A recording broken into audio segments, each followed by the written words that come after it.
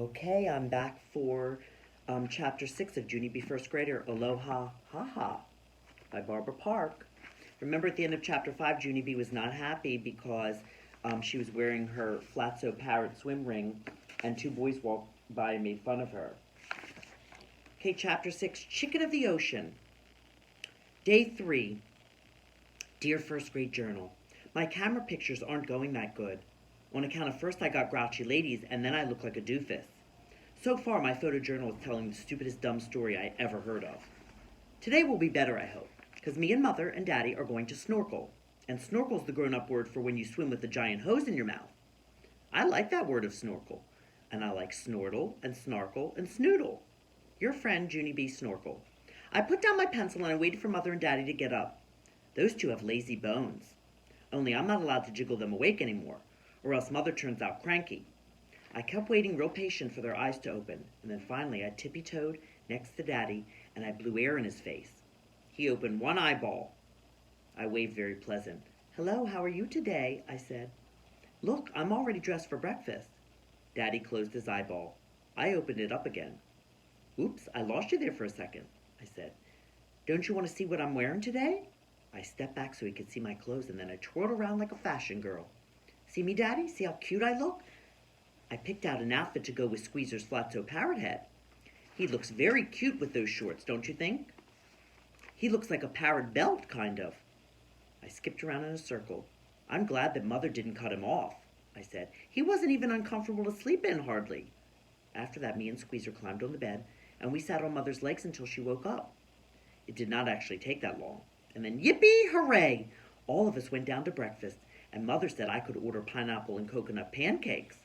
And that's just like eating dessert, I tell you. The waitress looked at me and Squeezer, and she did a little chuckle. "Wow, you already have your swim ring on, huh?" she said. "All you have to do is blow them up and you're all set to go." I did a frown at that comment. "Yeah, only, I can't actually blow him up or else he squeezes the life out of me," I said. The waitress stopped smiling. "Oh," she said, "oh my."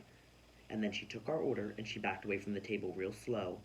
After breakfast, Daddy had to go on his job interview. And so me and Mother went to the pool while we waited for him.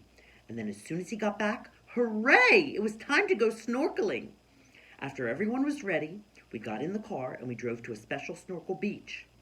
That word made me laugh in the car. I said it 1,000,000 times, I think. Snorkel, I said. Snorkel, snorkel, snorkel. I'm going to snorkel. Here's a snorkel poem. I took a breath. Snorkel, snortle, snoodle, noodle. Snorkel, snartle, snarkle. Mother turned around. "Please stop it," she said. She took an aspirin. Mothers do not appreciate poetry, apparently. Pretty soon, Daddy pulled into a beach parking lot and he carried our snorkel stuff to the water.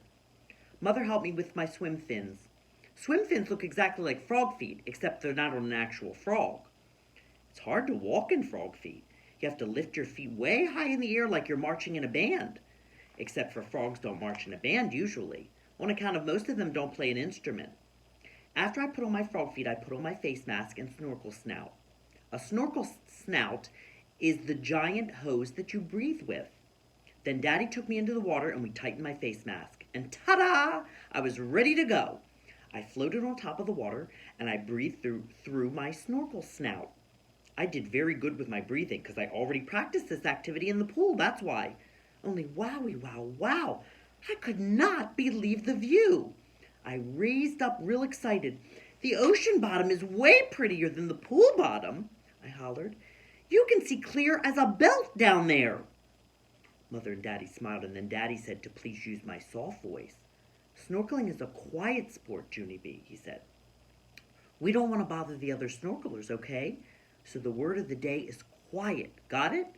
"Got it," I said. "The word is quiet." After that, I put on a snorkel vest to help me float, and I held on to a kickboard, and I swam with Mother and Daddy to a special snorkel spot. Frog feet help you swim speedy fast. Even if you're swimming in a flatso parrot, you can still be speedy. After we got there, I put my head in the water again, and my eyes popped out of my head. The fish were beautiful, I tell you.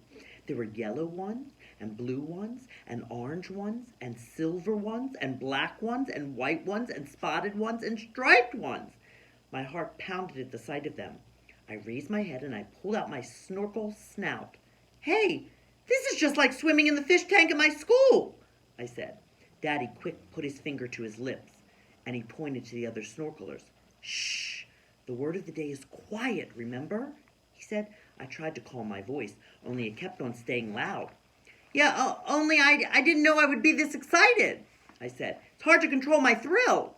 After that, I looked at the beautiful fishes some more. I smiled and smiled inside my head. It was just like being in a fish zoo. Only just then a little bit of trouble happened.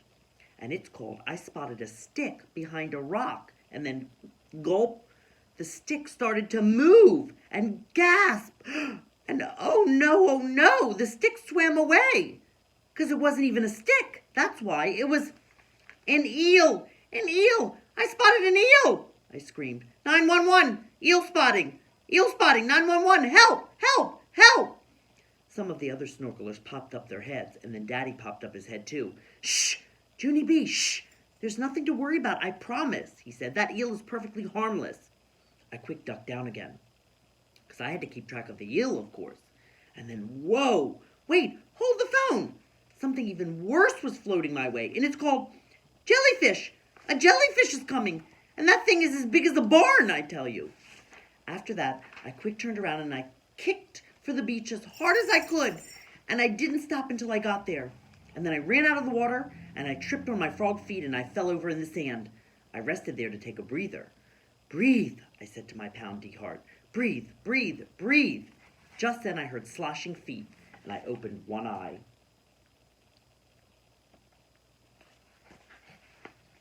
It was Daddy. His face did not look pleasant. I waved my fingers real nervous. Hello, how are you today? I said.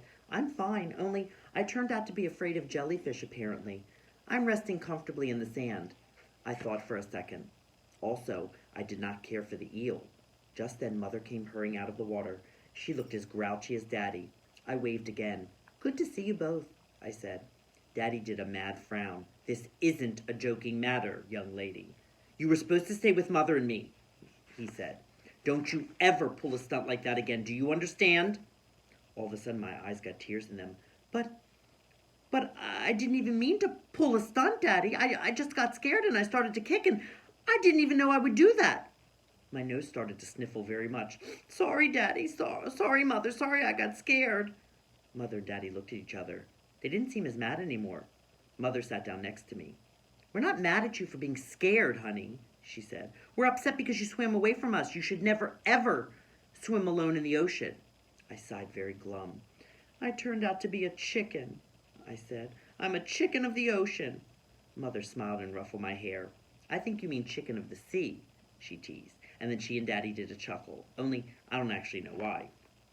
After that, we walked back to the car. My camera was in the back seat. Phooey, I still have to take a dumb snorkel picture for my assignment, I said. I thought today's picture would be cute, but these photos just keep getting stupider and stupider. I handed Mother the camera, and then both of us walked back to the sand to take another dumb picture. She blew a little bit of air into Squeezer to make him look more lively. And then I posed as good as I could. And click, click, day 3. Hawaii is making a fool out of me. All right, that's the end of chapter 6. How's Junie B feeling now? Is she feeling happier? Look, Bailey came to listen to the story. Okay, I'll be back with chapter 7. It's called Flowerhead.